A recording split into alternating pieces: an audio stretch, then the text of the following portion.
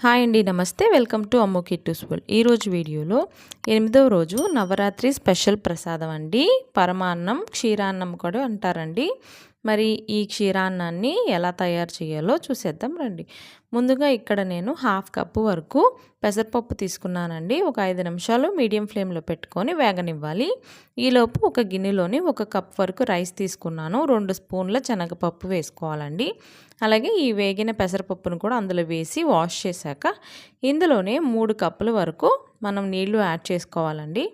అలాగే 2 కప్పులు పాలు వేసుకోవాలి. టోటల్గా 5 కప్పులు వాడామన్నమాట. ఇప్పుడు కలిపి మీడియం ఫ్లేమ్లోనే స్టవ్ మీద పెట్టుకొని మూత పెట్టుకోవాలి. ఇలాగా ఒక పొంగు వచ్చాక మూత తీసి ఈ రైస్, ఈ పప్పులన్నీ కూడా చక్కగా ఉడకనివ్వాలండి.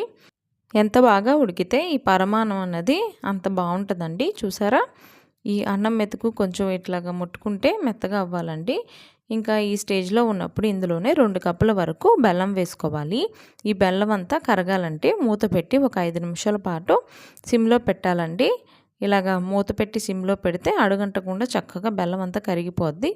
ఈలోపు ఇంకొక ప్యాన్ తీసుకొని 2 స్పూన్లు నెయ్యి వేసుకోవాలి. అలాగే డ్రై ఫ్రూట్స్ వేసుకొని కొంచెం వేగనిచ్చాక ఇందులో చూసారా, ఈ బెల్లం అంతా కరిగిపోయి పరమాన్నం చక్కగా ఉడికిపోయిందండి. ఇక్కడ 1 స్పూన్ ఇలాచీ పొడి వేసుకొని అలాగే మనం వేయించుకున్న ఈ డ్రై ఫ్రూట్స్ని కూడా వేసుకొని ఇంకా స్టవ్ ఆపేసుకోవడమేనండి.